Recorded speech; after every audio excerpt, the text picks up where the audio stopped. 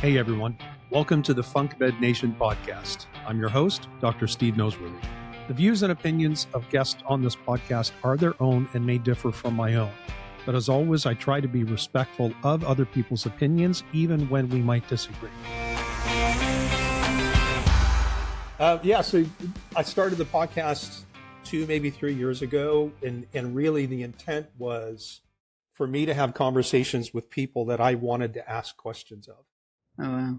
And then I just kind of figured that if I have these questions, other people do as well. So I feel like it's my role in the podcast to really just kind of sit in the stead of all the practitioners out there that are doing functional or integrated medicine that maybe don't know people that I might know or know someone who knows somebody else. And so it's been my great honor and privilege to talk with some pretty cool people. And I count you among those because I still remember that first day that we met. It was a seminar. I can't remember what seminar it was that I was teaching in North Carolina.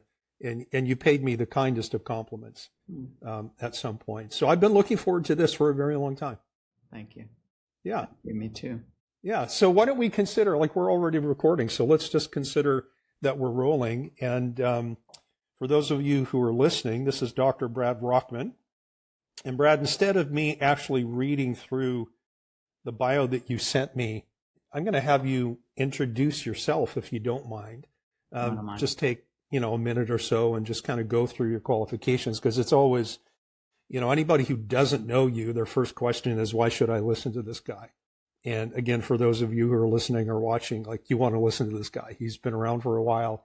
He's got a rich background, not just as a clinician, but as an educator, and he's worked in different sides of the functional medicine world, working with Genova Diagnostics. So, Dr. Brad Rockman, why don't you give us a little elevator pitch about who you are and what your background is? Thank you, and thanks for saying all of that. And I'm just a curious guy, and I was that propeller head kid, who just was really interested in how the body worked and how machines worked, and I was a maker. And when I became introduced to I'm going to call it the alternative medicine space, because I got sick in college, which we'll talk about maybe a little later. And then I was introduced to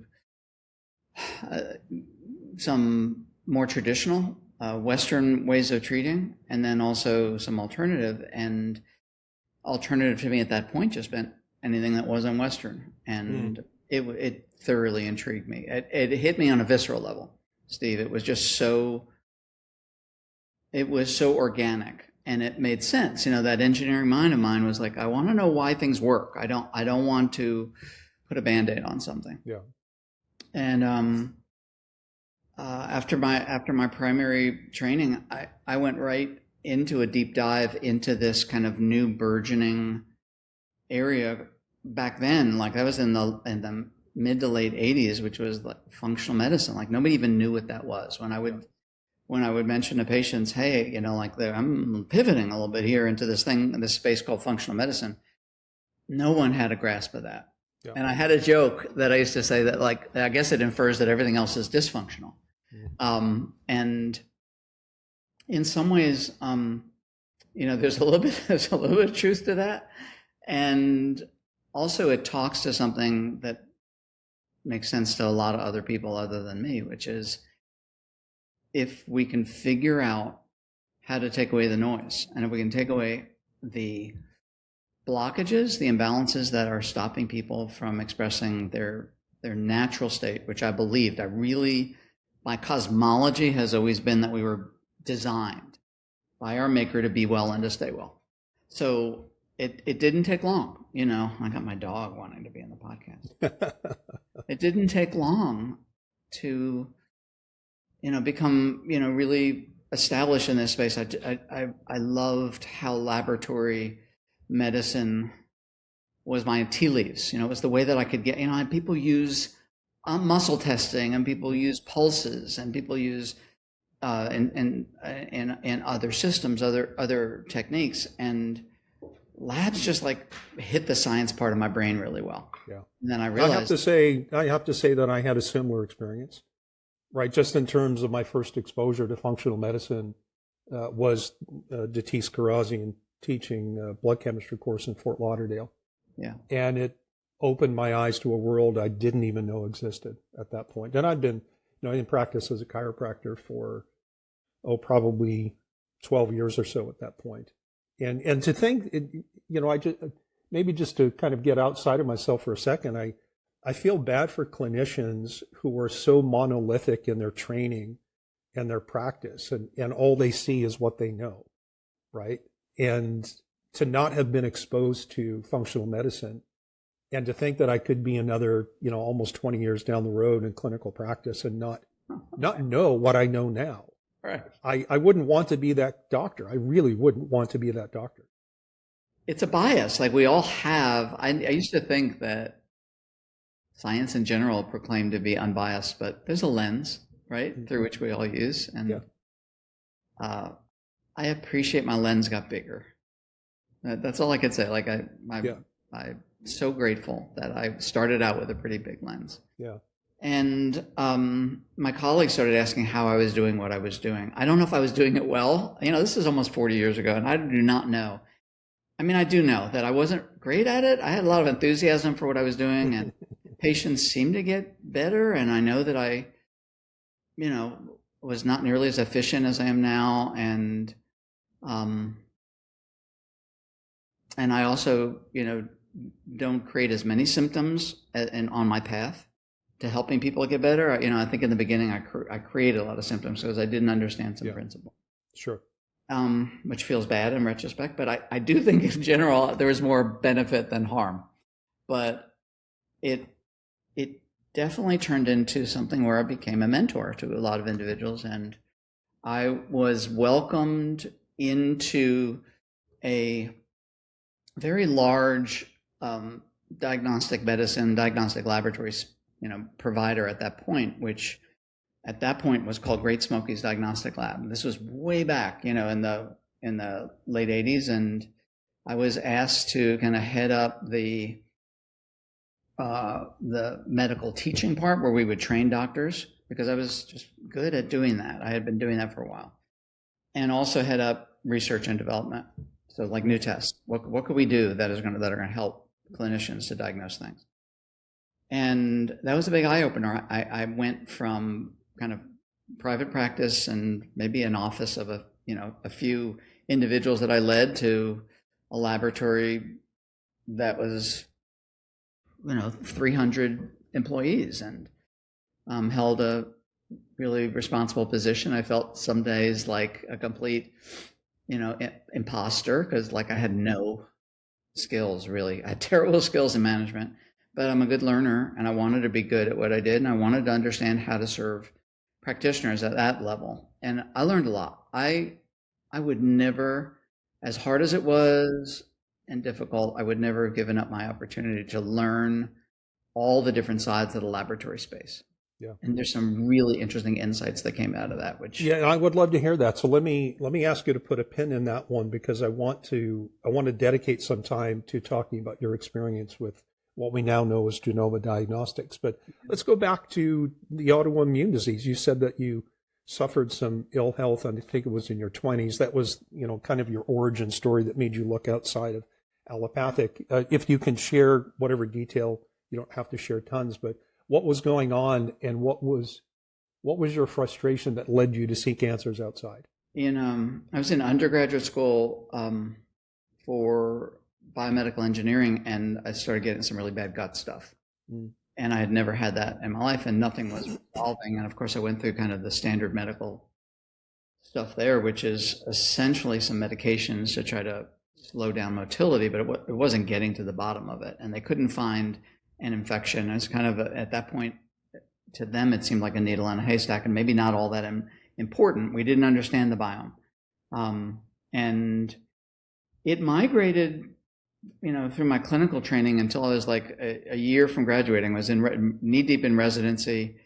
I bolted out of bed one morning, and my spine just felt like it was crumbled. Like, I don't know how to describe it to people other than broken glass. And it took a little while to untangle that there was an autoimmune problem occurring where, and it's called ankylosing spondylitis, and for those that don't know it, it's similar to rheumatoid arthritis, but it doesn't affect the appendicular skeleton. It affects the axial skeleton. It affects the spine. And you never see people's joints all gnarled up in their hands and then they can't bend those. Well, that's what happens to the spine. And then it's called bamboo spine disease because the natural progression of it is, the spine just, instead of being these movable segments, a couple dozen movable segments, they all fuse together. And literally in an x-ray, we're taught, like, as you know, it looks like a piece of bamboo because there's these bridging bones. What nobody ever tells you is that in the act of bridging these bones every night, the bones are kind of growing together with micro shards. And then when I just remember turning over in bed and just breaking my back, all throughout the night. It was painful. It was an extraordinary, probably the most painful thing I've ever experienced. And it went on for a long time. And I got to a rheumatologist who said, okay, well, here's the deal. You have a decision to make. You have two choices: standing up or lying down. And I'm like, I have no idea what you're talking about. And he said, well, do you want your spine to freeze in a more upright standing position, or do you want it to freeze like where you're just lying down all the time? And I'm like, I got to get out of your office because this sounds so bad. None of those are my only two choices. I don't think you're helping me very much. I don't think I said that, but I did leave. And it started my path, Steve, to try to unpack something I knew very, very, very little of: the immune system and inflammation, and something I credit Dr. Krasian and you and others, like these giants that I have stood on the shoulders of to understand this. There was nobody back then who really knew much about any of this. So it took some understanding and some digging and some research. And I got pretty far into trying to understand that this was not an issue where it was a real disease. Because even though I was oriented towards not thinking that the label mattered, it kind of stuck after a while. And what I came to understand was that this was a lack of regulation of my immune system. It was not behaving well. It was over-responding, and it was overreacting to things that I was unaware of. I really couldn't tease apart the cause and effect. I do understand it now. Gluten, certain environmental toxins like mold, just really still they could light me up pretty good. But for the most part, it took a decade, but I unwound the thing. I eventually met my wife, who is a yoga therapist and massage therapist of incredible intuition and connection.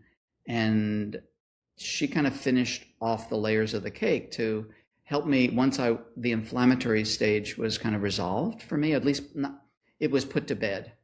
I was resolving inflammation better than I ever have. She got things moving again, all the stiff parts. So I think I still have a few frozen segments in my spine, and my spine doesn't look like everybody else's, and my posture doesn't look like everybody else's, but it's hardly anything I can't do, and I don't hurt anymore. Yeah, and that's an interesting comment about your spine doesn't look like everyone else's, but your function is somewhat preserved. And I just remember seeing one of the social media accounts that I follow was talking about a paper published recently, and this is probably more germane to those of us in this space that are chiropractors and do manual type medicine. But looking at studies where you might have similar findings on X-ray, CT, or MRI of degenerative changes, disc lesions, herniations, and so on. And you and I both know, even we don't have to be functional medicine practitioners, but you and I both know that someone can have a really ugly looking X-ray and be pain-free and relatively mobile. And somebody else, their spine might look absolutely pristine on an X-ray, posturally as well as the integrity of the joints, and they're in tremendous pain and disability. And but it kind of teases around the idea of form and function and how they're related. And those are, just put those two labels out there, and they're just very, very broad umbrellas that a whole bunch of other stuff fits up underneath. Yeah. And just to pivot on that, because that's so true, I don't think labs are that different.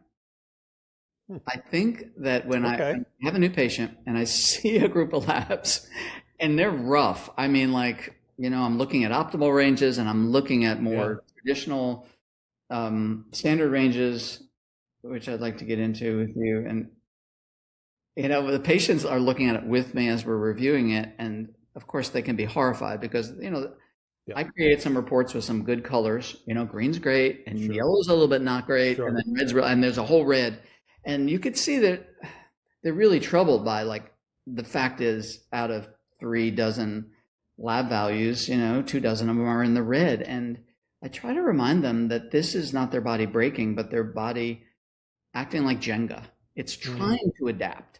Now, it may not be really good at adapting. The body is going to try to get to that steady state, that homeostatic state. Yeah. But most of what we see on labs are not necessarily cause. Somehow we think labs are magical. They're not. They're just like an X-ray. They're just like something else. There's a lot going on there, and a lot of it is effect. And I didn't get really good at figuring out what was cause and what was effect on the labs until maybe the last 10 years. Mm. And then, like, some insight happened, which is like the ability to see labs. I mean, I think it's magical for me because I could just, as you can, just look at me like, I got it. Like, I understand your physiology now, like that. And it seems a little like sorcery or magic to look at a lab and to be able to do that. But it's a lens, right, that you can train yourself to be able to look through. Yeah, we're getting dangerously close to talking about the topic that you chose for today, because I gave you the choice of what to talk about, and that is vitalism. And I think I'd like to put that at the end of the conversation. Yeah. I'm going to bring you back to your days with Genova. In fact, I'm going to ask you some very large picture questions first, like, because you've been involved in functional medicine very early on. Did you do your early training with Jeff Bland? I did. You did? Okay, so you were essentially there in the beginning, even probably when the concepts and the principles of functional medicine were being formulated. Yes.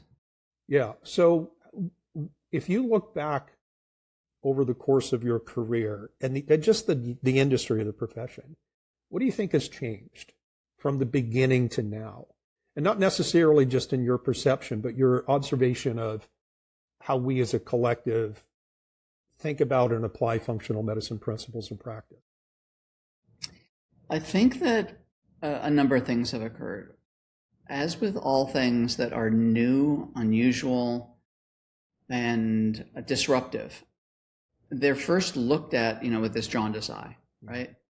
And nobody kind of begins to accept, hey, there's this thing in labs called functional ranges, and there's a thing in the body called function, and the functions aren't these pathologic processes we think of like a real path process we both learned, in training was like, okay, tissues break down, and we just think of things like necrosis, and we realize there's these other pathophysiologic processes like a detoxification imbalance or a lack of immune regulation, right, or endocrine disruption. So that world has gotten sufficiently large because when I remember going to my first workshop with Jeff Bland, and we just talked about kind of the gut and detoxification. Now, still, those are really 2 great places to start when you think about it.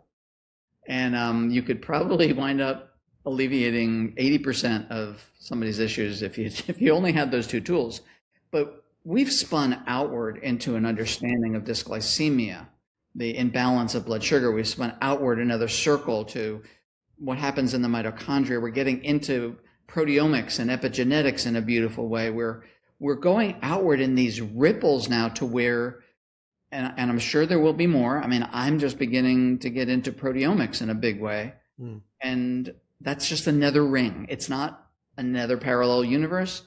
It's another way of understanding the body's expression. That toolbox is big. Yeah. 2 tools and now ostensibly a dozen tools. Yeah. That's big. And not a tool, I don't mean, I think everyone's following, but I'm not like a tool to fix, but a tool to understand what could be going on with the body. That's changed.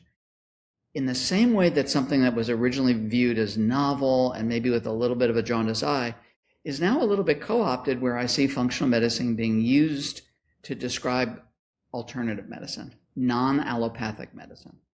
And nothing could be further from the truth, because the real definition of it is not someone who offers hormone replacement therapy. Right. That could be part of it. You could absolutely need that. Yeah. And that could be a key linchpin in like somebody's whole thing. But it isn't the treatment tool. It's the understanding of the mechanics of what's going on inside. Yeah. What is lacking? What is being impaired? What is not? What's stopping the expression of health? And I've seen functional medicine bend a little bit in that direction, to where I don't think Jeff Blaine even calls it functional medicine anymore. Like he's like spawned another thing, which is personal. Yeah, and I do think the term functional medicine has been, I don't know that co-opted is the right word. Yeah, but I think I see. I think I see similar trends. Like I think it's a testament to the design of the human body that you referred to earlier, that you can spend your entire clinical practice career only doing detox and gut support and help an awful lot of people. Yeah. Right. But if all you do is, put someone on a XYZ protocol for gut and detox, is that really functional medicine? I would argue it's an aspect of that, right? Because I do think that functional medicine, as I think you're implying, maybe stating explicitly, is this, it's a complex arena and we still yet only know a portion of it. We're still discovering more about human function and physiology and the intricacies of how everything is interconnected. And I think that what allows clinicians to be really successful in this space, and maybe by that, I don't mean financially successful or, how many patients are you seeing in the run of a day or a year? I mean successful in being able to help a large portion of people who walk through your door, including the complex cases. And I don't think you can play in that sandbox of complexity if you don't understand, at least to a nominal degree, the complexity of physiology. Would you agree with that statement, or how would you amend that? I think that was beautifully said, and I think that's absolutely to the point. And if you're a plumber and all you've got are a certain set of tools, there's going to be a lot you're going to encounter in a home that does not relate to that you can't help. And you can try to tighten up the pipes, but you're not going to fix an electrical problem in the house. Sure. And it isn't just about the toolbox of the plumber, but it's the orientation. Right? A plumber knows about water flow in and out of a house. But someone who really understands, every element is a master, because they can really come in and say, that crack in the wall and that leak over there, they're related to a foundational issue. Yeah. Well, let's get down to the root cause. Your foundation is you're losing this corner of your house. That's why your pipes are cracking, and that's why your walls are cracking, and that's why your electrical system goes in and out of your kitchen all the time. So it's that broadness that matters. It's holding the biggest possible picture. And every time I thought in a workshop, okay, well, this is the biggest possible picture anybody could ever have. Like, this is amazing. This is a new set of tools to diagnose and to understand, and more importantly, to see a patient. Something else expands a little bit more. So I'm grateful for that, and in awe of how the body is fearfully and wonderfully made. And just as we're trying to characterize another way of how the body is trying to regulate itself, there's more there.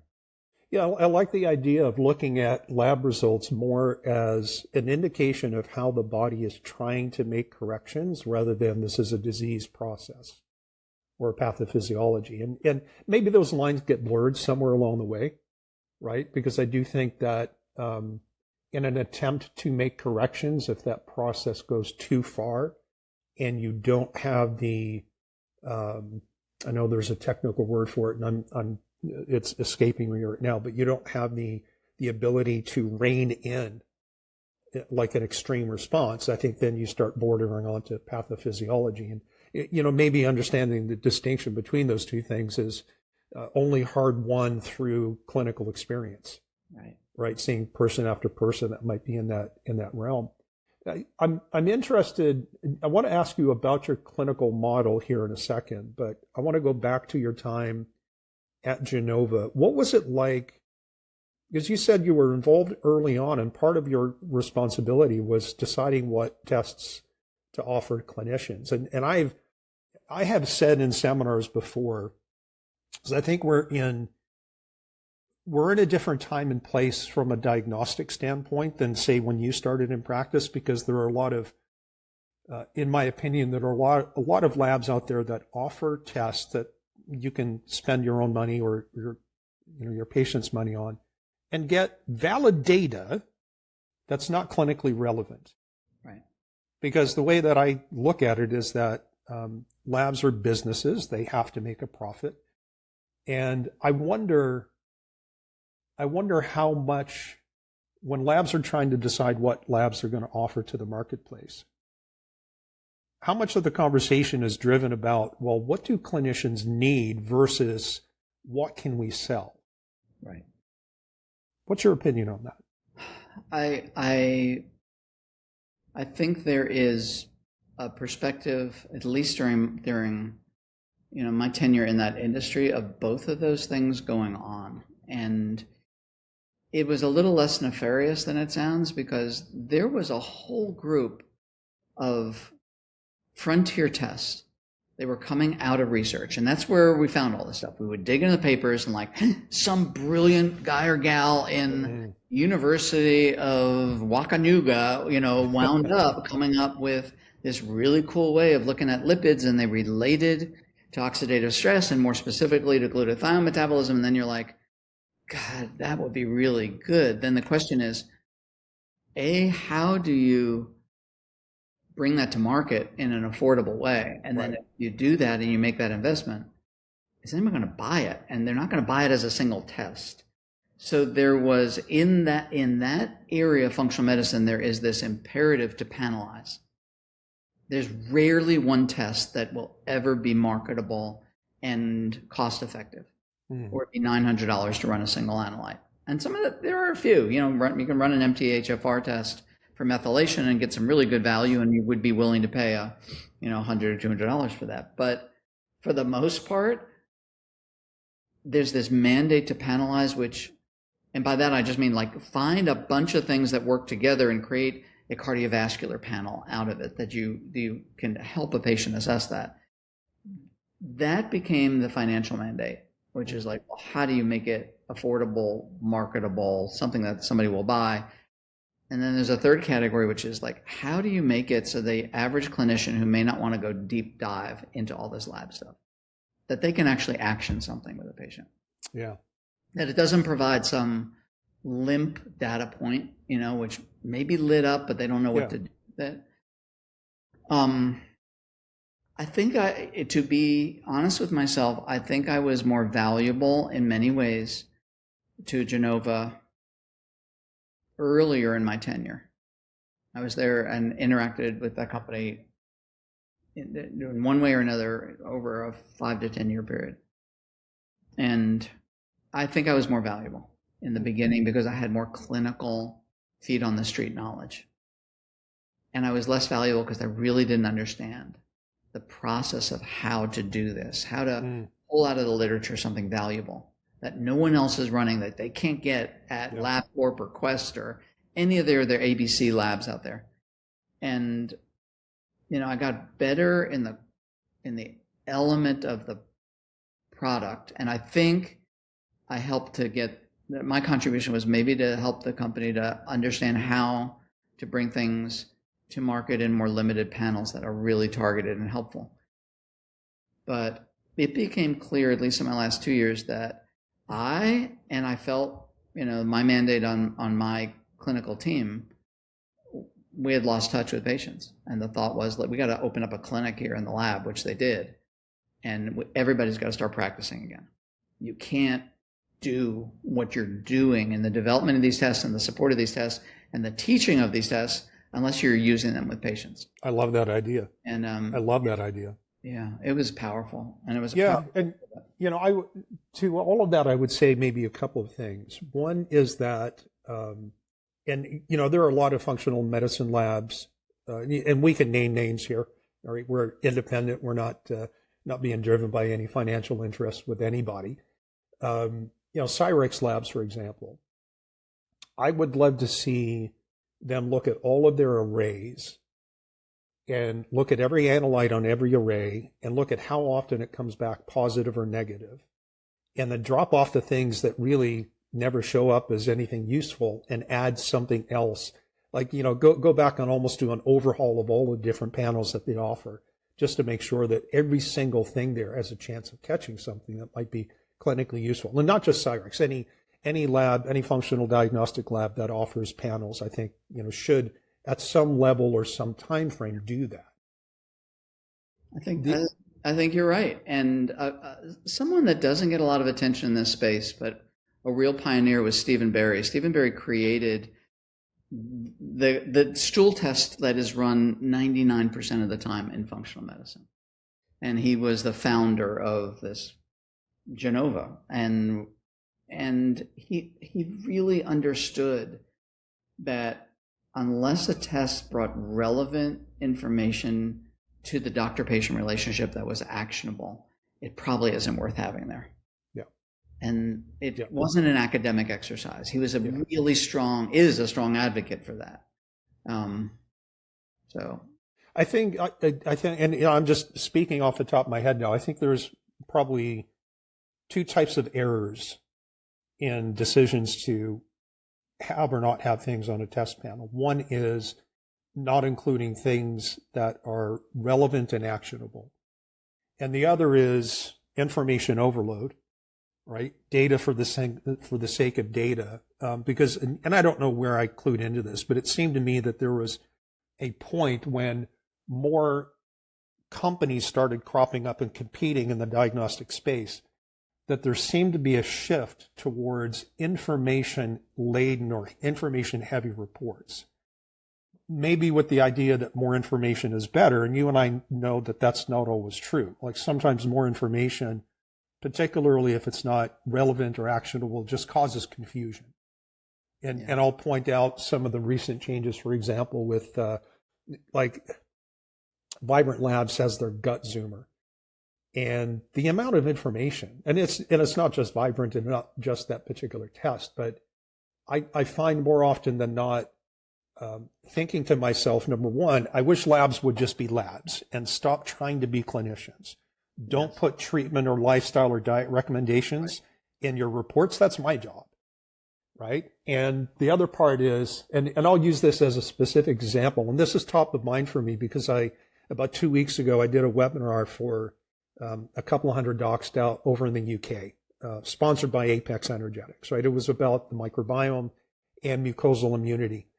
And the slide deck that they wanted me to use was a couple of years old. So I wanted to refresh it and just add some new stuff. And I came across a paper that looked at short-chain fatty acid production between two groups of people where they measured baseline short-chain fatty acids and fiber intake in their diet. And they split the two groups, and all these people had low fiber intake. And one group increased their fiber to, I think it was 40 grams per day for whatever their baseline was. The other kept their fiber intake at baseline, but added in fermented foods.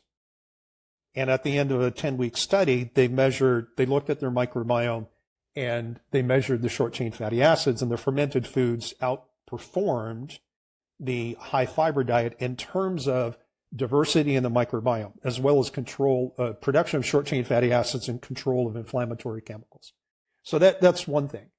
But, we see this trend in labs that do measure the microbiome to measure dozens and dozens and dozens and dozens of different species. Now, we know, as a result of the gut, the Human Microbiome Project, we've identified almost 5,000 genetically individual species.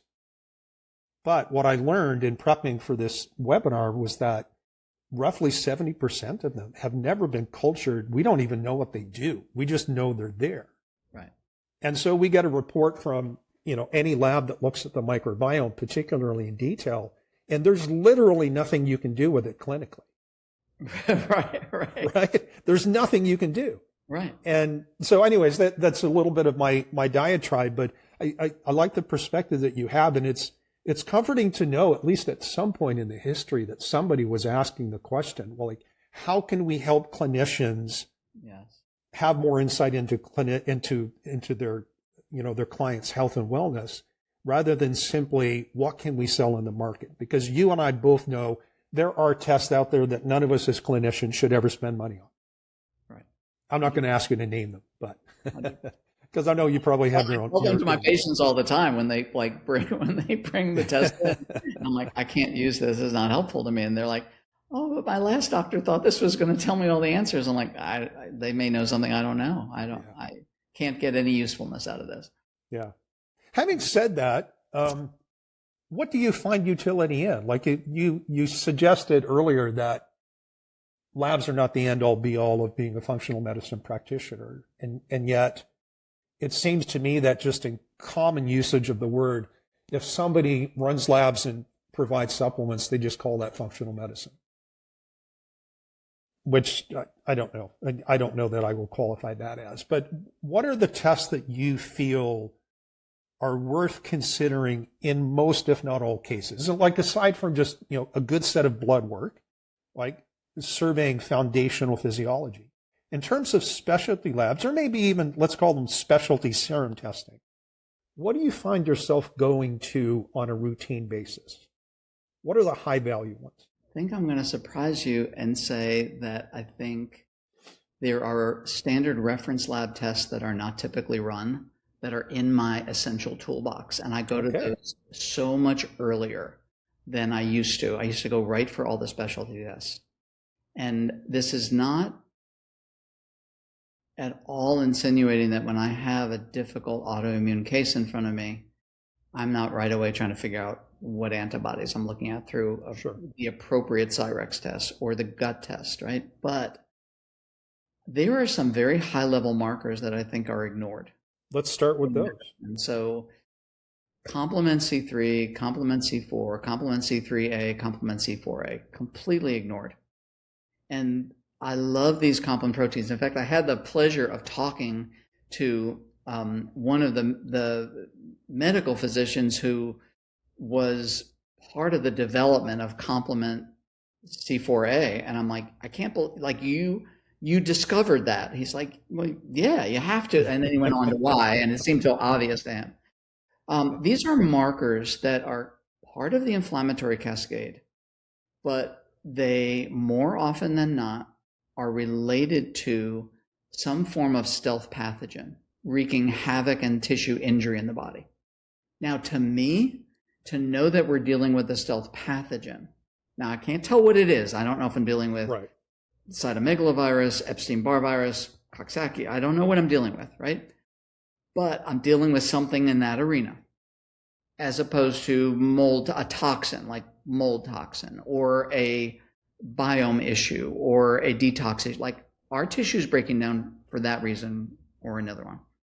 There's another follow-up marker to that, which is the degree of tissue injury going on, because I want to know if I'm being entrusted with a case, is my first aid in the beginning all about trying to just stop more tissues from breaking down because they're in this absolute swell of inflammation that is breaking down tissue? Or did tissue break down in the past in this process, and they're just dealing with the struggle now that like something broke down? Thyroid broke down, other endocrine tissue broke down, muscle or connective tissue broke down. And I get a lot of value out of MMP9, which is a really good indicator because it's secreted by neutrophils in the expression of trying to break tissue down to try to solve. Yeah, if I remember, it degrades the extracellular matrix. Yes. Yeah. It's like the body's beautiful response to saying something so bad is happening here. Yeah. That we want to break these tissues down and just get rid of them. Like they're worthless. They're not helpful. Let's just break it down. There's too much inflammation. They're not even functional tissue anymore. And another one in that same category is TGF beta 1. Yeah. So to me, like when I look at the cluster of those, that's super important. I rarely run any glucose panel that if I'm interested in glucose metabolism, which I am with every single patient, because to some degree it could be an issue. It is not helpful to me to just see fasting glucose. That goes all over the place. insulin is not helpful for me either, because it's too Can I ask you why? It's variable. It varies significantly, but the equivalent of insulin over a longer period of time is C-peptide. Sure. So I tag C-peptide, I tag fasting glucose. I could push those into a calculator developed at Oxford, in Cambridge, HOMA calculator. HOMA calculator. Yeah. You get a pretty accurate indicator of, hey, am I dealing with a patient who's got things heading more toward the insulin resistant side, where they're manufacturing a lot of insulin and their cells just aren't listening to that, or are we in the reactive hypoglycemia side of things? I want to ask you about that, and I don't want to derail this conversation because I love where it's going. But I, over the years, because I've been using the HOMA calculator for, probably 15 years, something like that. And a pattern that I notice very frequently are people who have what I call, and I haven't been able to find any support for this in the literature, so this is just Steve's crazy brain trying to put clinical concepts together.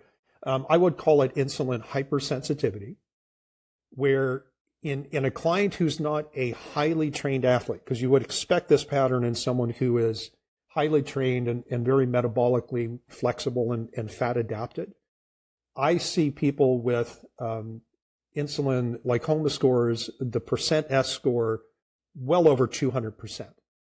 Well over 200%. And for those of you listening, if you're not familiar, normal insulin sensitivity is 100%. There's a couple of ways you can model that with an index or with a percentage.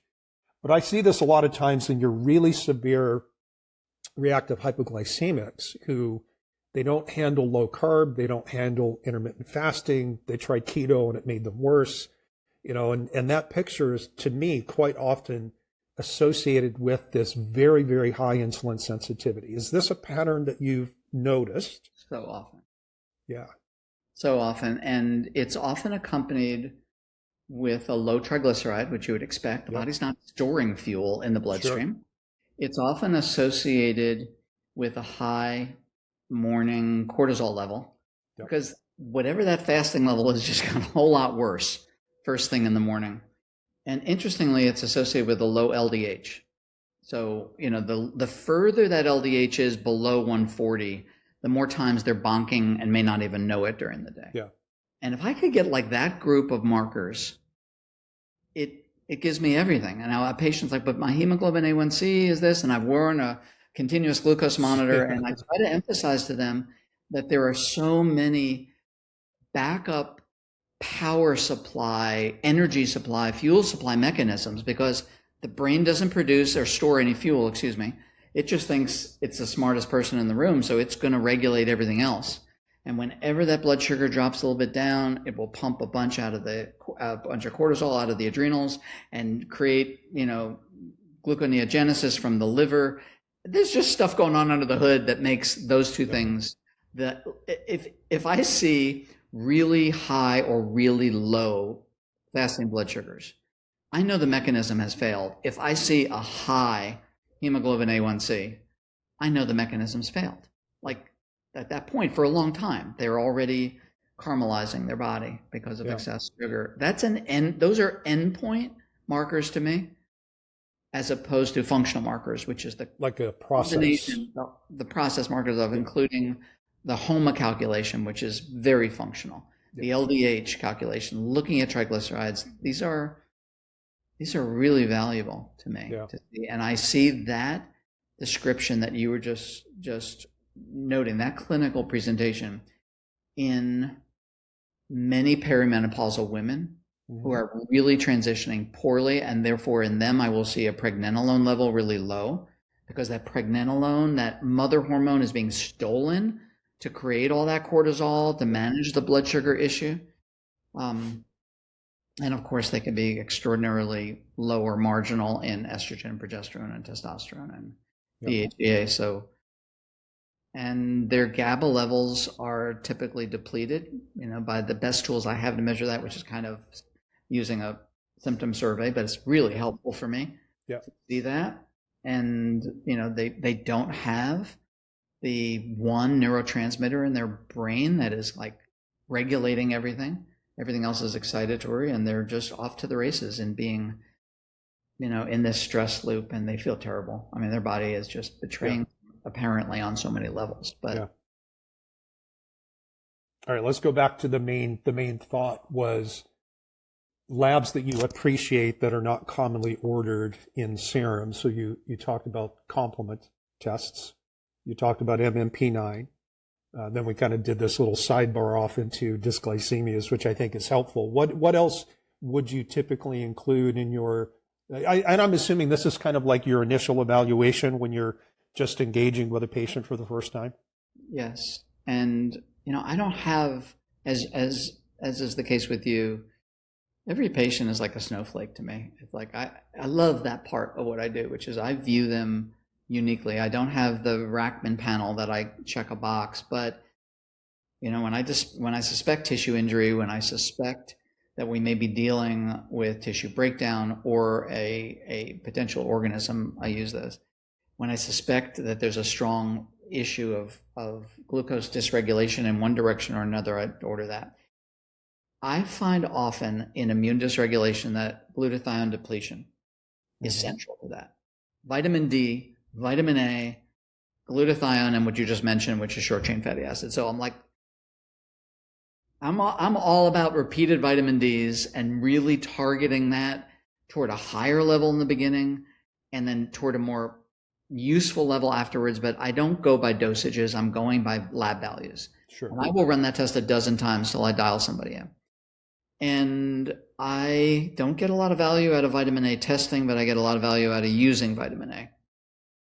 What's your issue with vitamin A testing? The liver does some really weird things with it, and it stores it so you can measure vitamin A as low, but you give somebody vitamin A, it's not going to go up substantially. And then the liver's metabolizing it, and all you're going to do is create a toxic liver. And the problem if you keep loading them up with more A for too long a period of time. But even though it's like the third rail of what I do, like there are a few compounds that I recommend that I'm like, ooh, I really got to keep a close eye on this because it could really help. And if I lose contact with it, it could go too high and hurt. Vitamin A is one of those. It can be extraordinarily helpful at high doses initially in care. And then if I don't tail out, bring that back, I'm going to start to see the liver be unhappy. And glutathione is a really hard sucker to measure because it is extraordinarily fragile molecule in the body. It goes away. So we have two surrogates in standard lab testing that I find very valuable for glutathione levels. One is GGT. Now that's typically something that people think of as associated with liver function, but the studies are pretty strong that you have a GGT lower than 17. Your 16 is kind of where I want them or below. But if you have a GGT, above that, you're sucking up glutathione at an incredible rate and you don't have enough to process. We don't know whether that's a recycling issue or a substrate issue. Is there enough glutathione going in? Are they recycling glutathione, which is very fragile? And the other one that I use is oxidized LDL. These are very good. That's not the regular LDL, but it's specifically the oxidized version. Some labs will do an oxidized phospholipid test. I just think Quest will do it, but LabCorp won't. But that's also a very valuable one. But these oxidized lipid markers are great because the body doesn't want oxidized lipids, so it uses glutathione to satisfy those lipids and reduce them and not make them dangerous in the body. So you're using the ox-LDL. I'm sure it's case specific, but in general, as an indicator of glutathione sufficiency or their antioxidant capacity in general, as opposed to using it as part of a deeper cardiovascular workup, which you would use it then as well. But there are other, and this is something that I've been harping on for years, teaching seminars, is that we tend to pigeonhole markers as, we learn it as this tells me this, like GGT tells me about potential gallbladder issues. And I'm with you. I've been using GGT as a proxy for glutathione for quite a while. And I haven't put a hard number on it. I typically look at the lab range and look at whether or not they're creeping into the upper third of the lab range. I kind of like the idea of having something that's a little bit more, this is a hard line. So I'll have to play with that in my own clients to see which I like better. But we pigeonhole these lab markers. And, it's great to go to a functional blood chemistry analysis, of course, but, for guys, if you're listening and you're new to functional medicine, there's more to learn than these basic courses. And the basic courses might be overwhelming if you're coming from a background where you don't have any knowledge of diagnostics. But, when you master the basics, that's just really just kind of the beginning of your journey when it comes to diagnostics. Would you agree with that?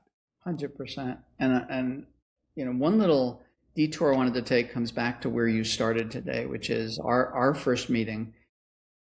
I know exactly where it was in Charlotte, North Carolina. I know exactly the hotel room. I know exactly what we were doing. And I know exactly the course, which was the fundamentals of functional blood chemistry analysis. And I know that because a colleague of mine, Russell Scher, who always gives me the best information about like who's out there teaching cool stuff. He said, there's this guy named Datis Karazian, and he's just like a complete propeller head wizard about functional medicine. And he has a perspective that other people don't have, but he's so familiar with the information that it comes out really fast. And you may want to go find a place where his course that he has created is being taught by others, somebody in his faculty, because it may be at a slower pace.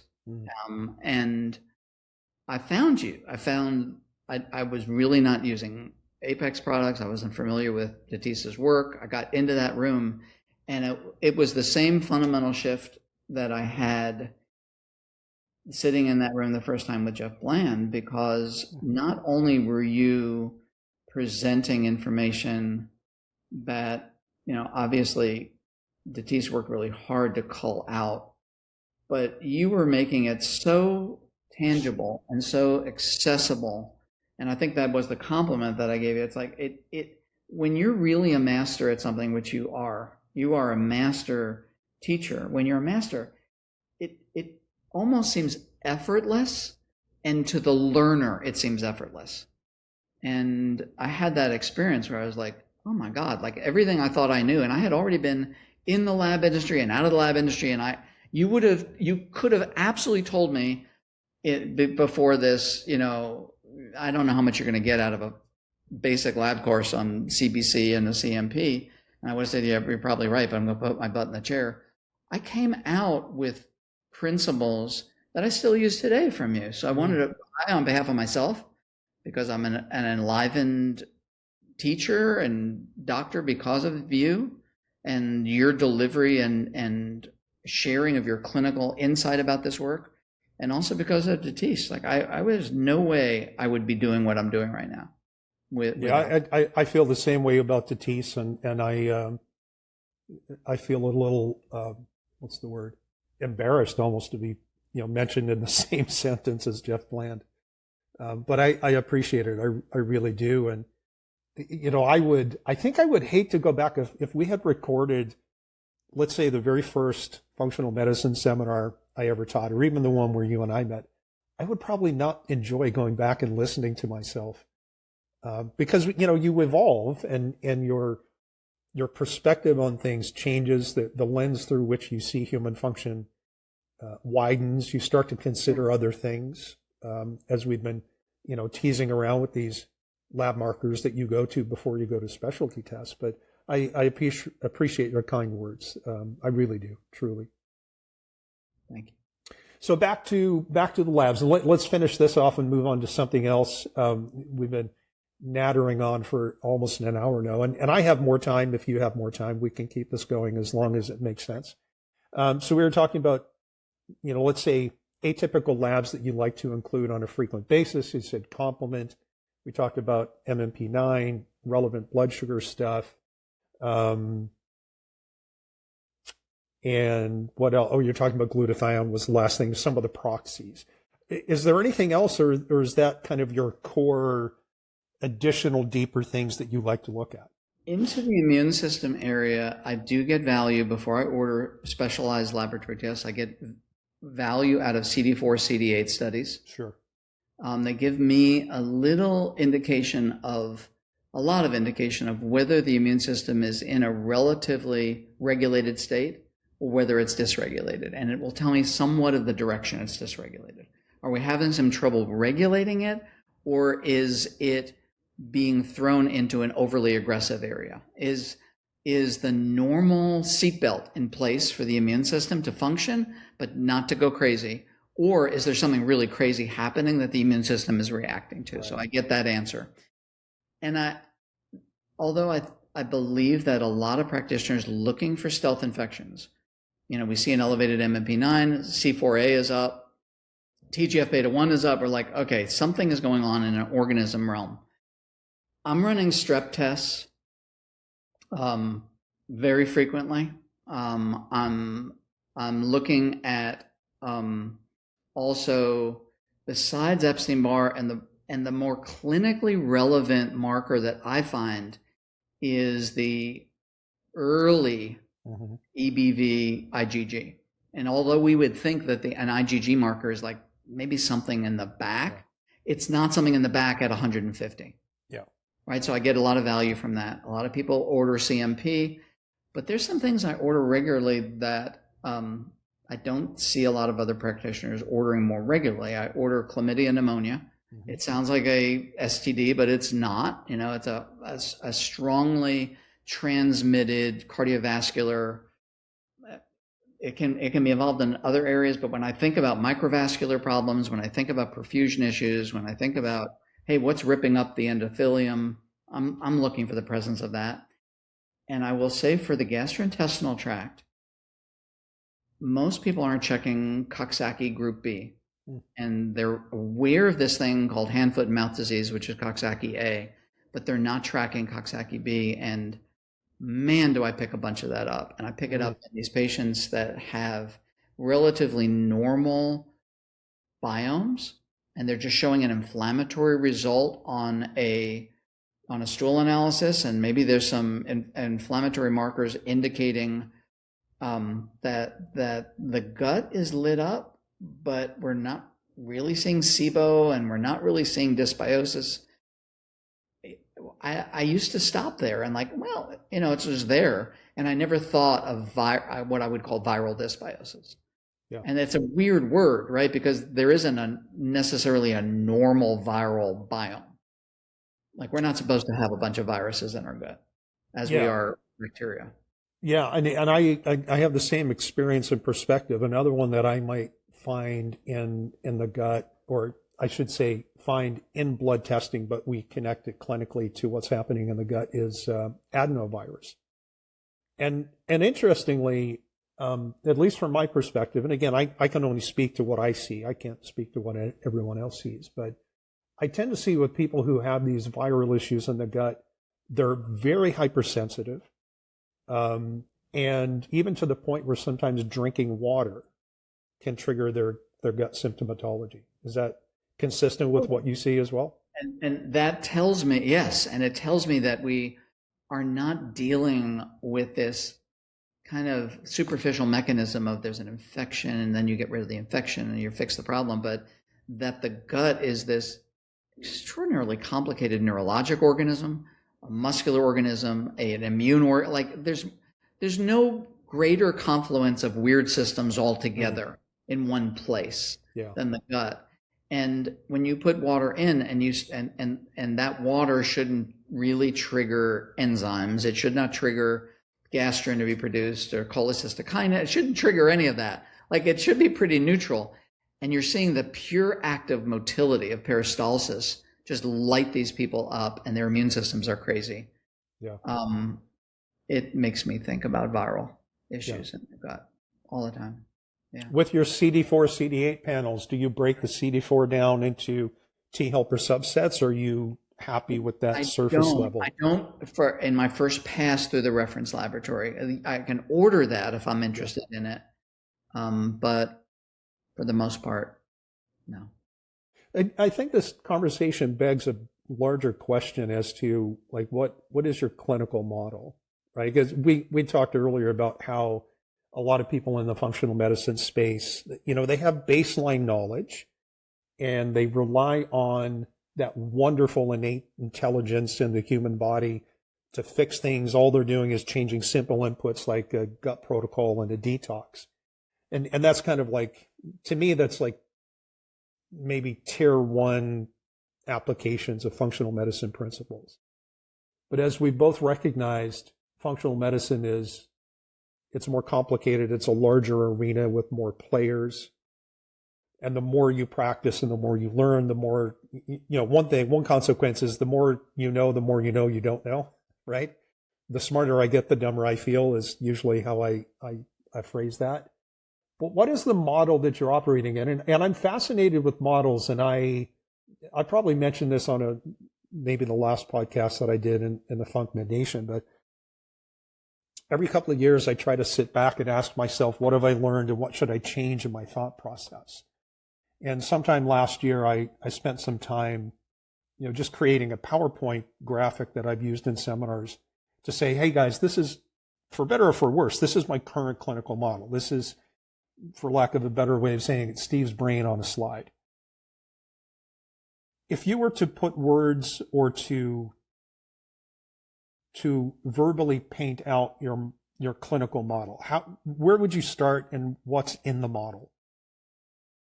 So that has really evolved a lot. And in the last 10 years, I feel much better, stronger, and capable in the model I'm currently using and have refined. Prior to that, I would have called it a primary care model that I was shoehorning functional medicine into. Anybody that showed up to see me, to be with me, to have my expertise, I would welcome.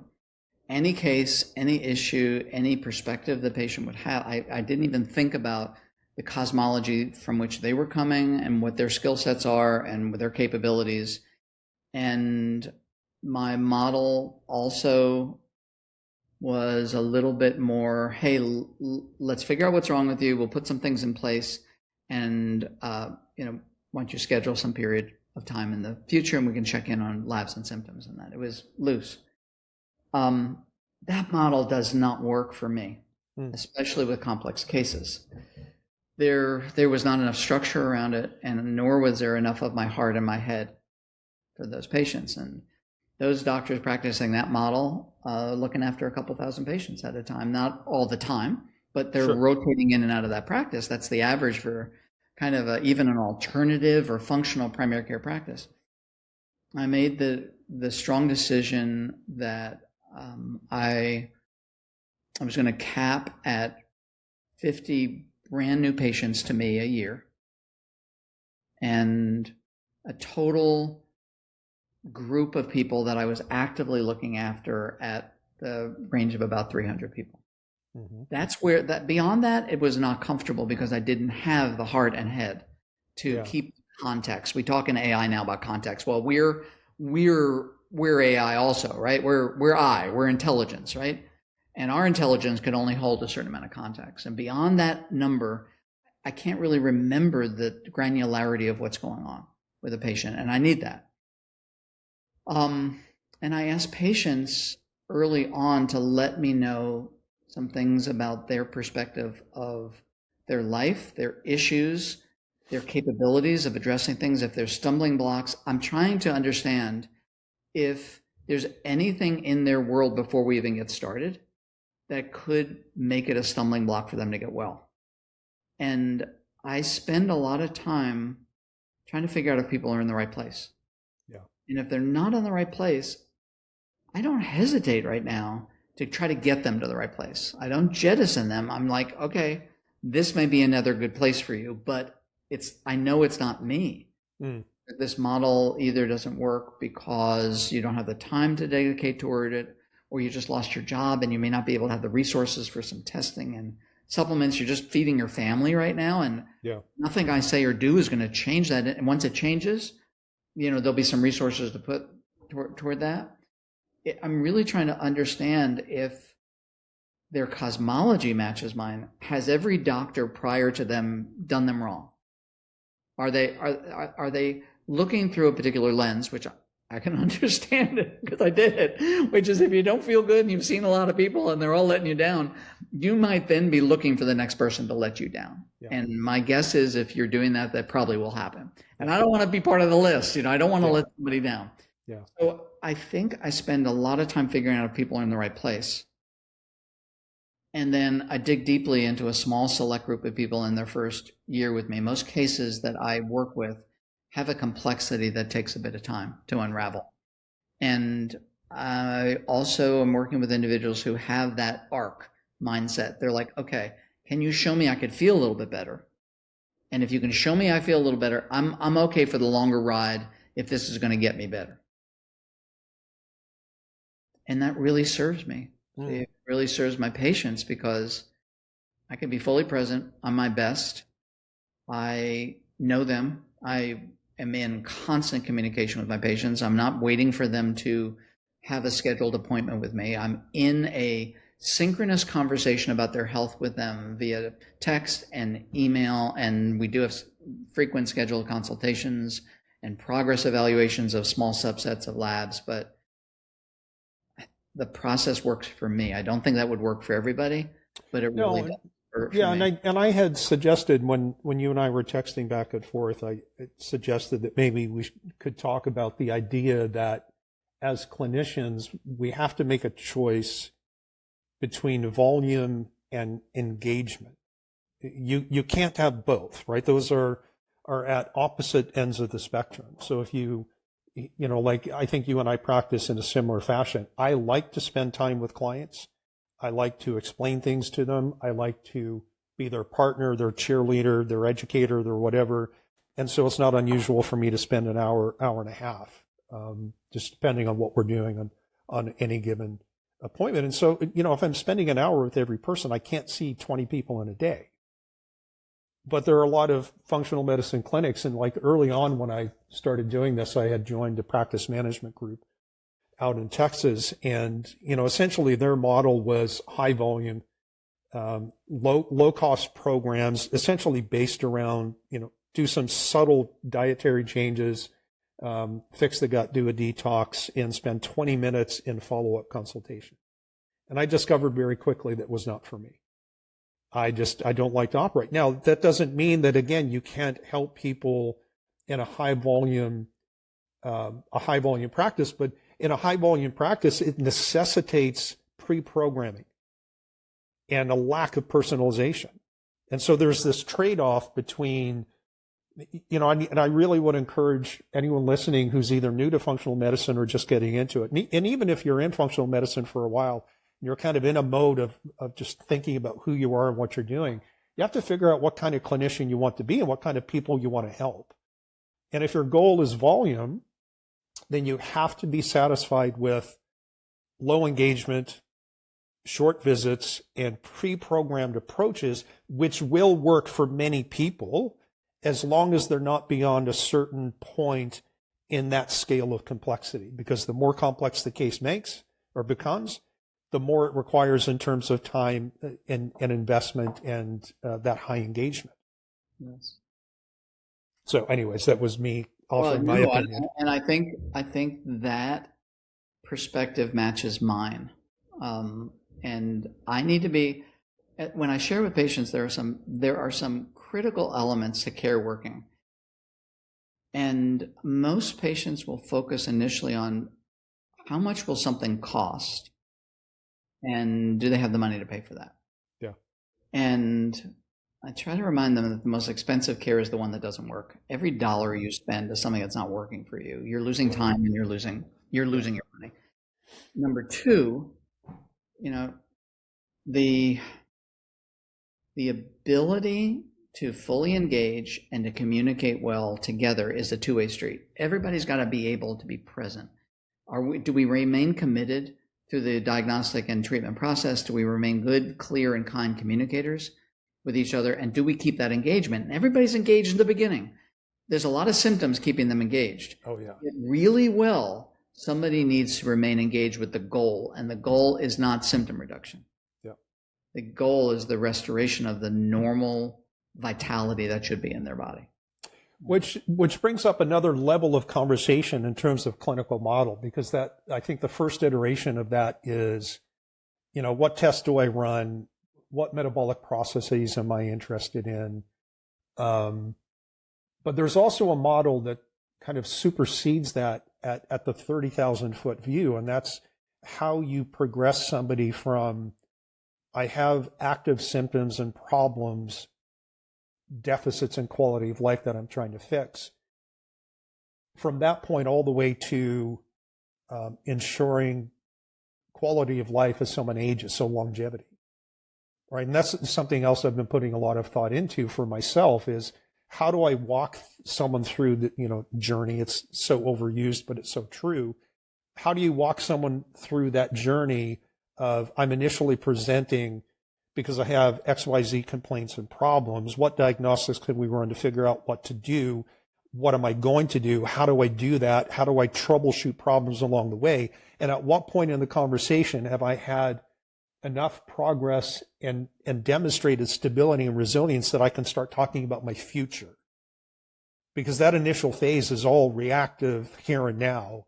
But at some point, I think for you and I as clinicians, the best outcome we can ever hope for is to have someone age gracefully and either very, very long time cycles delay sometimes the inevitable, or maybe prevent them and someone just literally dies of old age. It's just a time factor. I used to defer that conversation. Me too. And I don't anymore.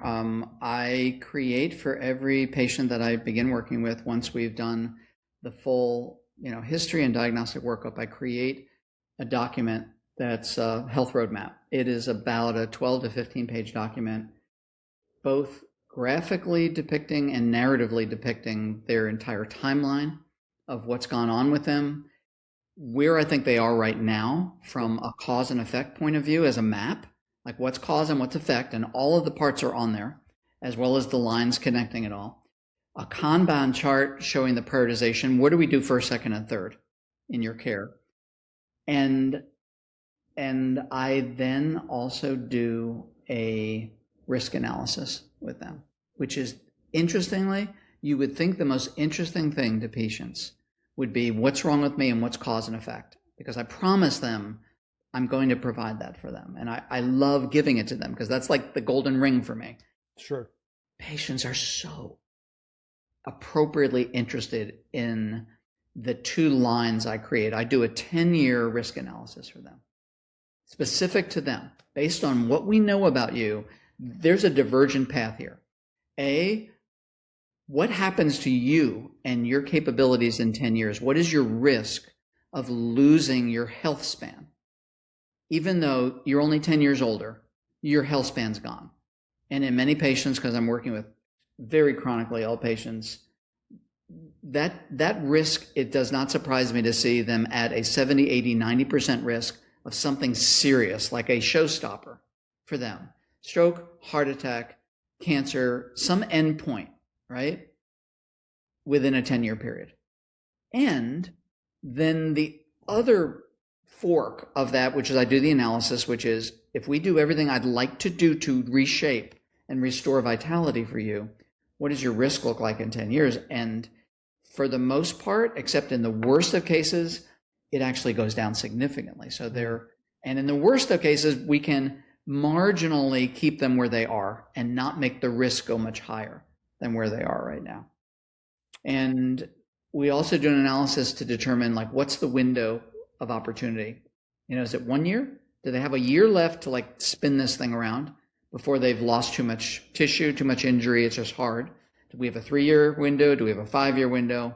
That's really helpful because I then can pivot to ask a patient, do you want your health span to meet your lifespan?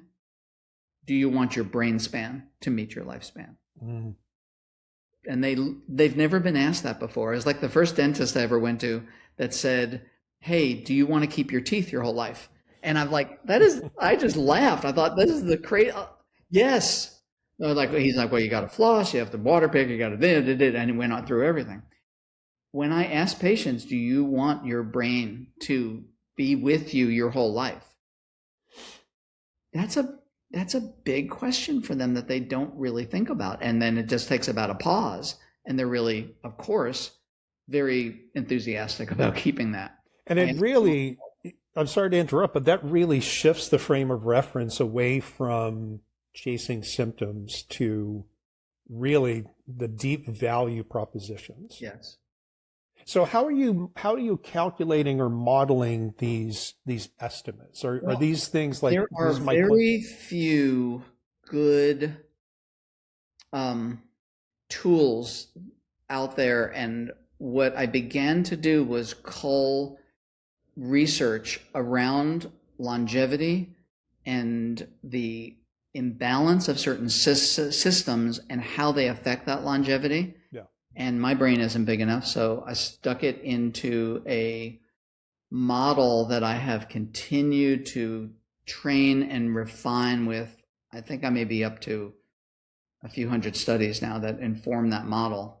And I'm using the big brain of artificial intelligence to just take all the lab values and pour it into that and come and create the assessment. And so you're not calculating. There's some good uses for AI, and that's one of them, is like multivariate analysis based on all these things that we know and the things that are going on with you. What does it look like for you moving forward? Right. So you're not doing like a simple 10-year ASCVD calculation or an intermountain risk score or something like that. So you're training your own large language model using data that's published in the medical literature and then feeding patient data into that. Yeah, and just to clarify, the words in this space are typically important. I don't have any skills in training a model, which is like, that's like the way the model thinks. What I'm giving the model is a knowledge base, and it's trained already, which is great. And then all I have to do is harness that. Yeah. And I've created a different harness for how it pours its way through that data, and hundreds of hours of training it to do that. Which AI platform are you using? Claude. I don't really use anything else than that.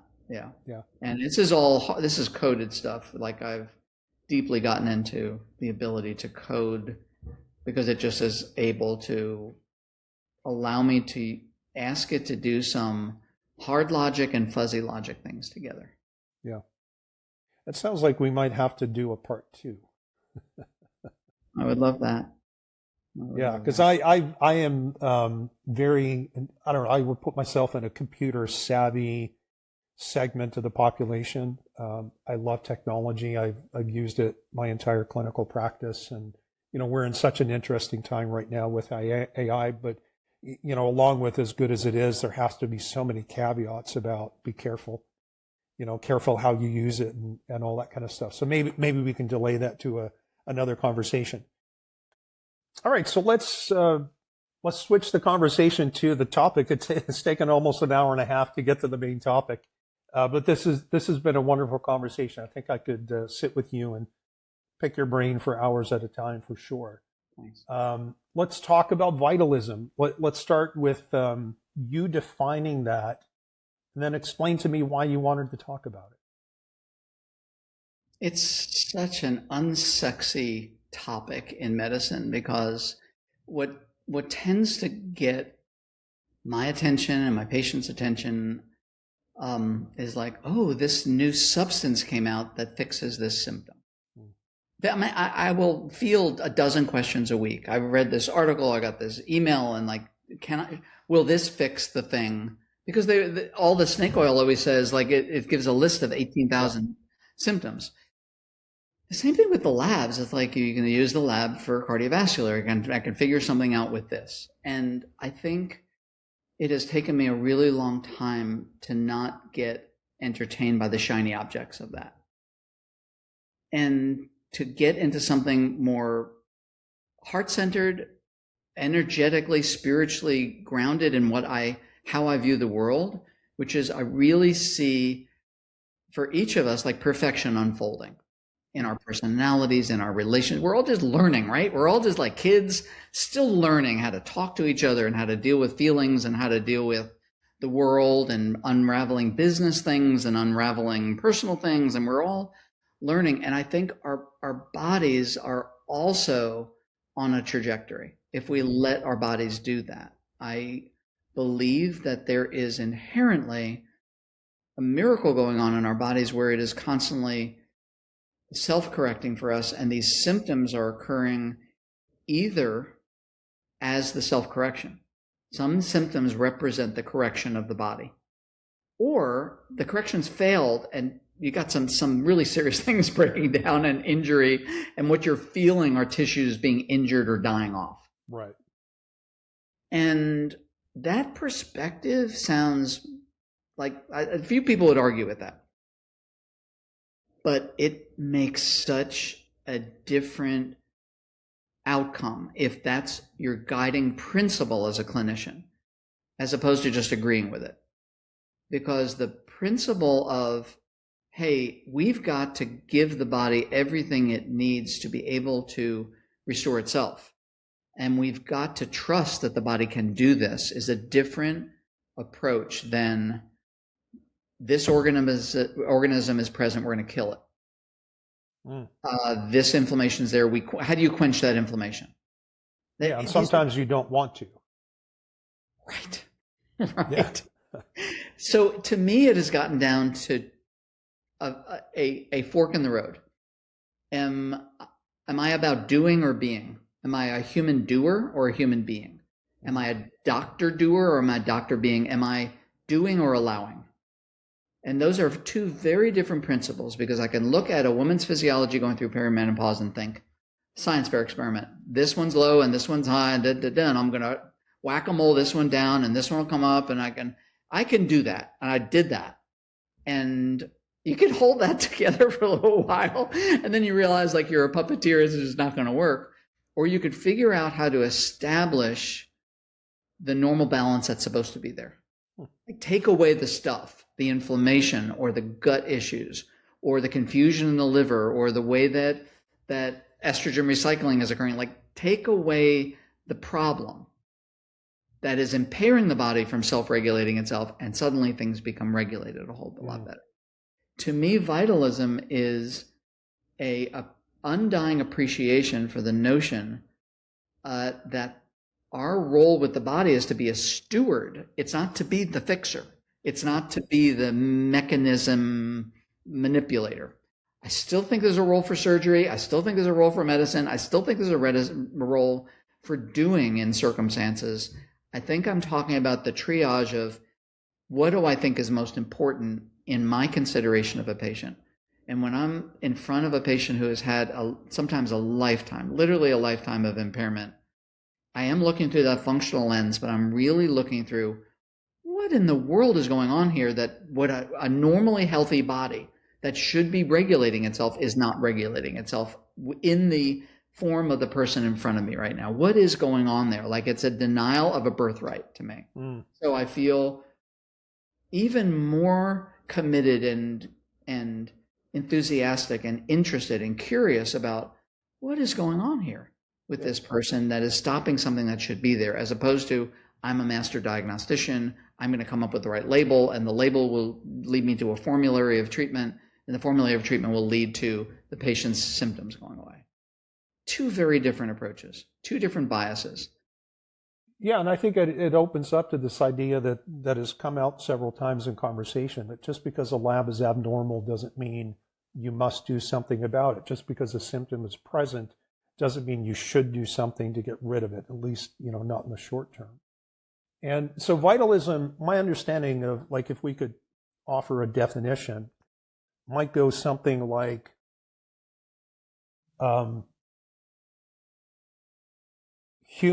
we as humans, we go beyond our structure and our physiology, right? We're not just biochemistry, for example. Like there is a present governing intelligence. In chiropractic, we call it the innate intelligence. Again, maybe Oriental medicine, they call it chi. I think different healing disciplines have different names for similar concepts, but this idea that there is a governing intelligence that has the capacity to adapt and maybe has aspects of stability and resilience, that when that process goes wrong is when we end up with changes in quality of life and symptom expression. But to your point, just because someone is expressing symptoms, it could very well be the attempt of this innate intelligence, this vital force, to adapt to something. Right. That's how wellness works. It's symptoms lie. They lie all the time. They don't tell us when there is a problem sometimes. There's plenty of people that have had a cancerous process going on or a cardiovascular issue for decades, and then they get a symptom and they're like, oh, that just happened. Symptoms also lie in the other direction. Yeah. There's that's not a point. I don't think I've appreciated that last point enough. They are sometimes the indicator of a process going well that was asleep for a long time. If there are individuals who, albeit my population is probably skewed a lot like yours, where I'm seeing a lot of patients with like some wacky immune system stuff going on. Yeah. And I see a variety of archetypes of that. One archetype is they are an inflamed mess because their body is struggling really hard to deal with this. They're either poorly regulating or they're exuberantly attacking.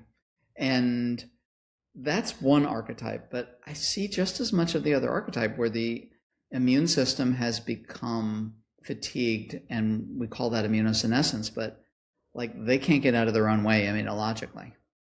And this is an example symptomatically of someone who, when we start to get the immune system going again, we will get some inflammation signals that we've not seen before.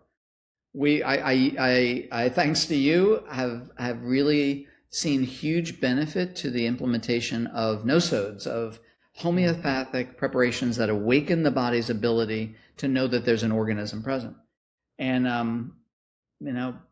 man, that can create some symptoms. I try to attenuate those symptoms and I try to help with that. But boy, when you're awakening a sleeping tiger, you can create some symptoms. And I'm not the kind of person that does like the Lyme treatment where you stick a port in somebody and pump them full of drugs long enough or antibiotics and they're just miserable with their symptoms. I don't believe in that. I'm a inherently very compassionate human being. I don't shy away from symptoms. I can hold a lot of space with my patients for symptoms and understanding that they sometimes are absolutely necessary and we can attenuate them. Do you have preemptive conversations with people to that effect? Like, listen, as we go through this process, things are going to flare up and that's okay. Especially on immunosenescent patients that their immune systems are asleep. When they wake up, I tell them it's like, look, you have the equivalent of a Ferrari body that's been up on blocks in your garage, in the back, dusty. And when we start up that engine, it's going to rattle potentially and spurt and black smoke, and we don't know what it's going to do. It's not going to start rolling out of your garage and, just work its way slowly up to 120 miles an hour. It is going to be messy. Yeah. But we're going to work together, and you're going to tell me what you're feeling, and I will interpret that for you. And then we're going to work to attenuate that where possible, but also not become afraid of it. Because there's two layers here. There's the layer of the symptoms, and there's the layer of the patient's expectation about that. There's this classic experiment where they took a bunch of college students in the 50s, separated them into two groups. They got them to do this terrible experiment because they probably promised them free pizza. And they took one group and they put their hands on these electrodes where they zapped 10,000 volts at a really low amperage. It's terrible feeling, but it's not going to hurt you. And what they basically did was randomly shock them. And they told them, look, you can't have the pizza until you keep your hands on this through the entire experiment for an hour. They were a mess. Their cortisol was up. Everything was messy. They were a mess. Heart rate, all the things you would imagine, and telemetry were off. They took a second group and said, every 90 seconds, you will feel this. And although the first two created a little triggering response till they knew what to expect, once they knew what to expect, no cortisol increase, no heart rate increase, no blood pressure increase, no respiration increase, no perspiration, no sympathetic dominance from that for an entire hour. if we know what to expect with our body, we can handle a lot. It's that extra layer that becomes a problem. That's highly informative. Highly. And like, I like stuff like that because it's got practical applications, because aside from managing our patient's physiology, we have to manage the patient too, right? We have to create reasonable expectations and prep them for the journey, so to speak. And I love the idea of having preemptive conversations. I've said many times in seminars that I'm a huge fan of not looking like an idiot. So I would rather tell someone to expect something and have it not happen than not tell them to expect something that does. And now from that point forward, I look like I don't know what I'm doing and I'm just trying to explain away something that happened to them. And I think, so are there any other things in your arsenal aside from, say, these preemptive type conversations that you like to employ with your clients in the first phase where you guys are just getting to know each other?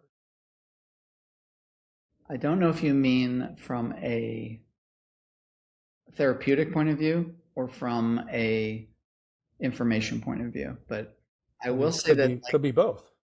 From a therapeutic point of view, I think the world of using specialized pro-resolving mediators, because even a small amount of this substance, which we'll talk about for a while, can help a immune system which has been in an inflammatory dominant state regulate itself better. Most individuals are so depleted in what the body uses to biotransform omega-3 fatty acids into these substances, miracle substances that resolve inflammation, that if we give just a little bit of that to a patient, they're able to resolve these weird inflammatory instances so much better. And I don't mean like loading them up, but that stuff is powerful. It's really powerful.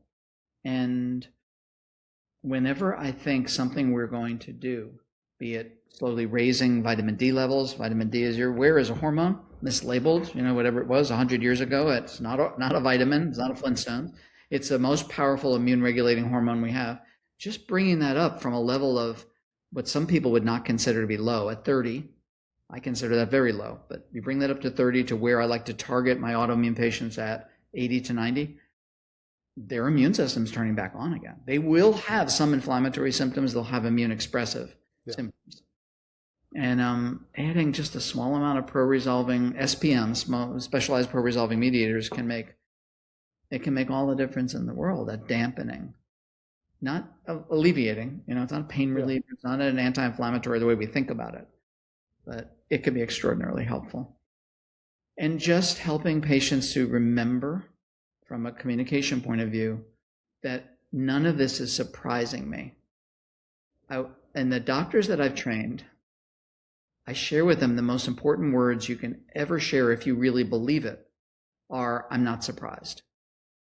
Because if you really aren't surprised by what they're saying, please voice that to your patient, because it gives them the comfort, like, I don't know why you're saying that, but thank goodness you're not surprised by this, because somebody's at the switch here. We see what's going on. I will, even when patients are describing a really weird series of symptoms to me, I will take a pause point and try to, before I even respond, understand how the different parts of their physiology connect to create that symptom. Then I will say, I'm not surprised.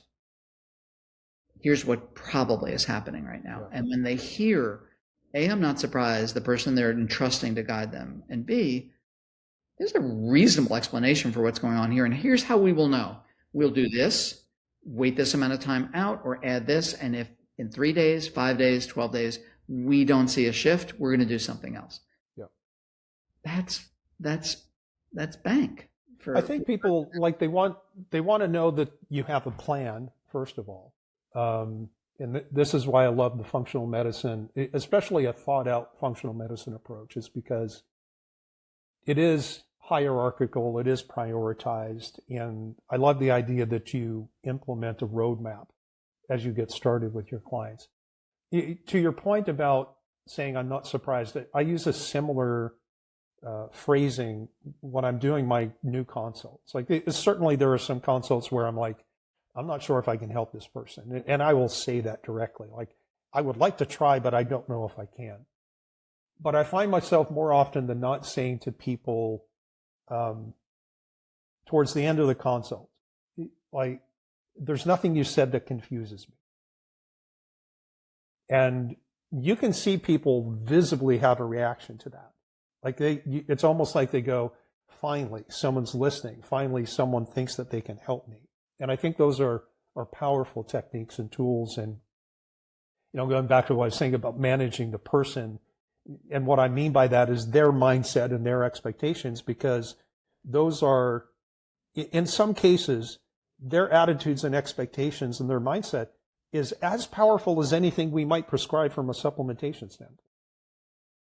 Right? You can give somebody, you can craft the most beautiful functional medicine protocol the world has ever seen. But if it's with a person who's glass half empty, not glass half full, and everyone falls on the negative, and they're in a living situation where not only do they not believe they're going to get better, but they have someone speaking into their life saying, you're never going to get better, then it doesn't matter that you have the best protocol ever. That's the power of that side of the equation. I think that's really well said.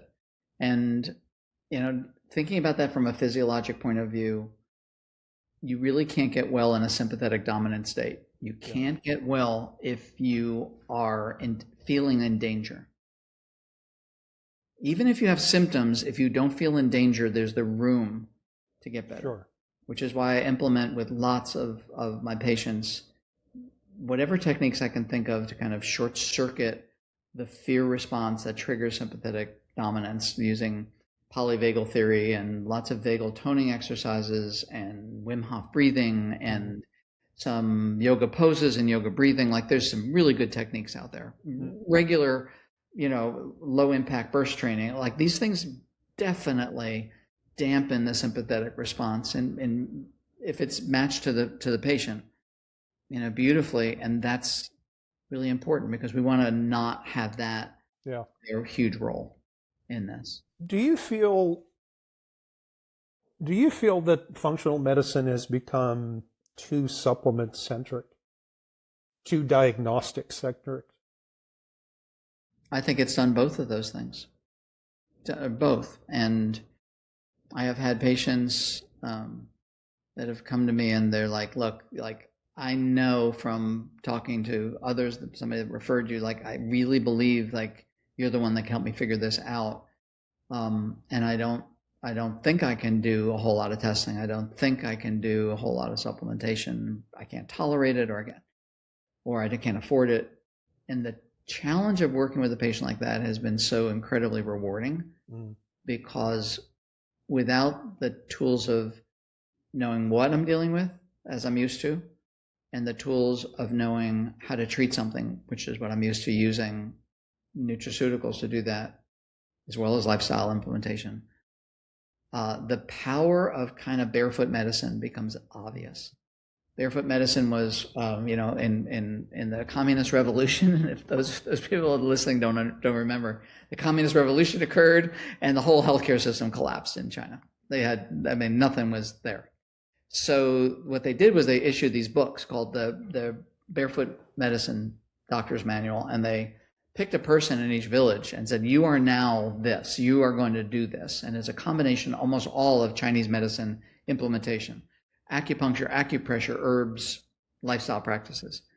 And that ability to use barefoot medicine to be able to change someone's physiology using your skill, experience, and intuition about what's going on with somebody, and then using lifestyle principles outside of natural compounds that have been synthesized, refined, made more concentrated.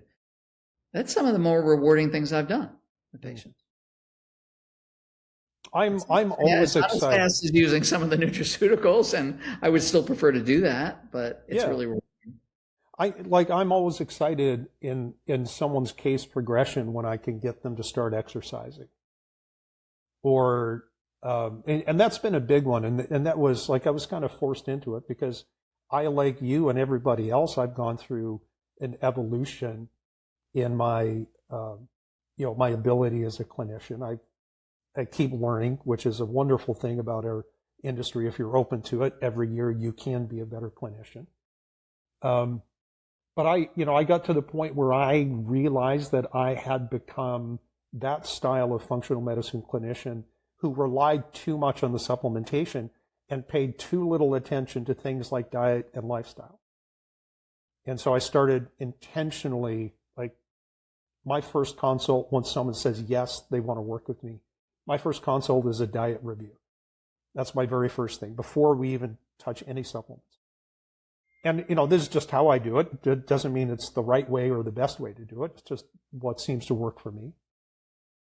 And then I always have the expectation of somebody, if one of my clients is not exercising, I have the expectation that we will at some point be talking about using that as a therapeutic tool, not just a generic, hey, let's just recognize that everybody should exercise, but as an intentional tool designed to move them further down the road. And then the challenge becomes, how do you implement that with somebody who's, lost all of their exercise tolerance and maybe exercised in the past, but had to stop because every time they exercise, they get worse. And that's, it can be challenging, but it certainly can be done.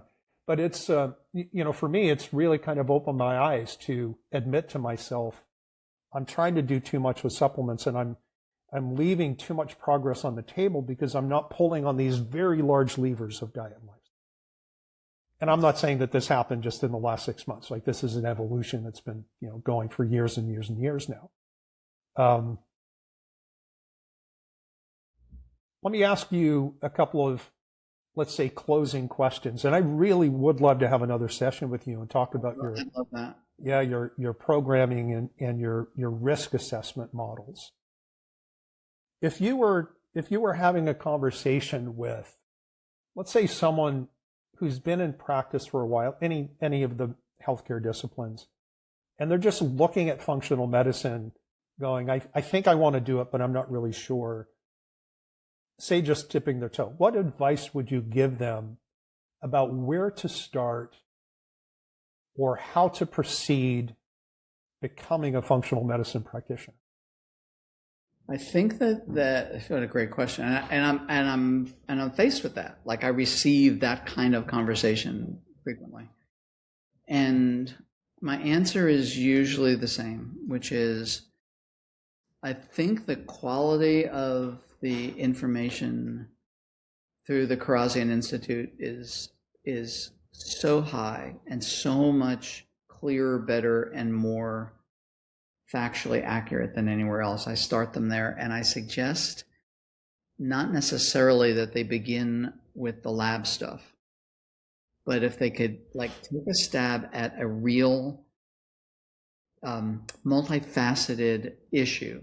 So I direct them to the thyroid and Hashimoto's course, because you can hit the whole picture from that. You can hit labs, and you can hit function, and you really get a bigger sense of, oh my gosh, something that I used to think was a gland is a system. Yeah. It extends from the brain all the way to the mitochondria.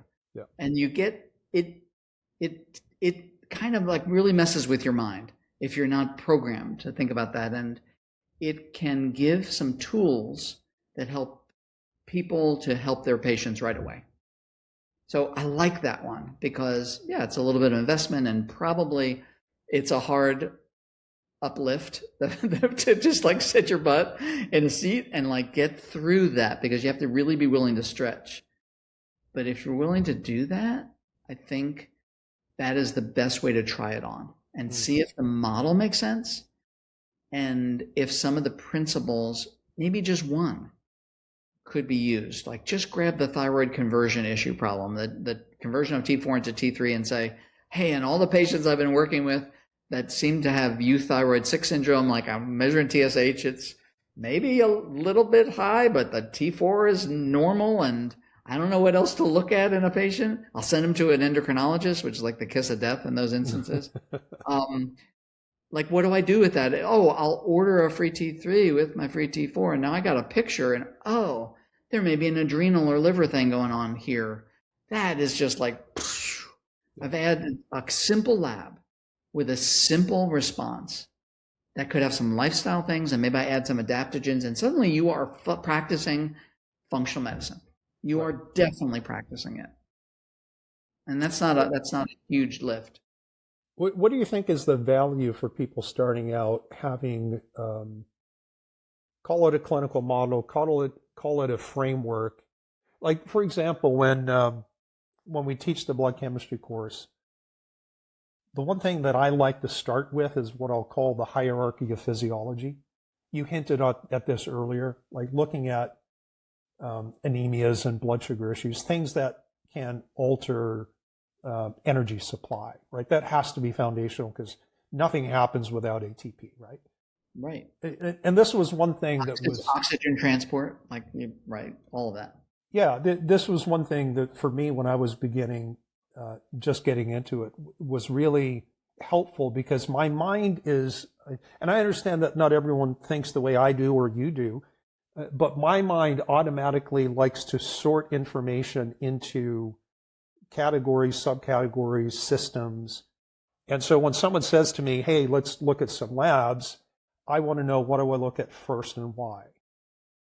Right. And you know, maybe to what I asked you to answer, I would add that anyone beginning, I think you need to have a solid framework, which is that bigger picture upon which you hang all your details. It's very easy to go to seminars in our space and get details that are difficult to put into practice because there's no larger framework to put that into position relative to other things that might be more fundamental. I agree. I couldn't agree more. And because it's kind of like having the Christmas tree to hang the ornaments. Like, we don't want to hang the ornaments in the air. There's no place to put them. They're going to fall on the ground, right? You need the boughs, and then you can kind of hang something that makes it, you know, have meaning and substance and something that's enduring. I agree with you. That framework is, I think it's critical. And that probably would have made me a better practitioner earlier to have had the framework. It kind of got cobbled together over time. And maybe until you just mentioned it, it's something I might take for granted as something that I am unconsciously competent at. You know, there's that hierarchy of learning something. You're unconsciously incompetent when you start. You don't know what you don't know. Right. Then you become consciously incompetent. And that's not the place I like clinicians to be when I'm training them. I don't want them to think, oh my gosh, there's all this and I don't know this. It is a humbling place to be, but it's frustrating. It is. Then there's the consciously competent place. And you could get somebody there pretty quickly if they're willing. And then until you mention it, I think I've been, unconsciously competent of being able to just work through that framework when I'm working with the patient, and I would call it intuition. And I think there's some of that, but there's some experience and intuition and wisdom of doing this for a few decades where you kind of get that sense of that hierarchy of what should I do first, second, and third. And I agree, there's a prioritization that is absolutely critical. Yeah. And in the words of Datis Karazian, when you have a problem that's more fundamental than the problem you're focused on, you're not going to get right. He calls them deal breakers. So, and I think that's a good starting point. Well, why don't we close off this episode, and we'll plan on scheduling a second conversation because I think you've got a lot more that would be worth sharing to the FuncMed Nation audience. So, Dr. Brad Rockman, I appreciate your time and your insight. It's always a pleasure, and I wish that we were actually in the same physical space more often, so I could shake your hands and put my arms around your neck. Thank you. It's good to see you. Good to see you, Steve. Thank you so much. Thank you.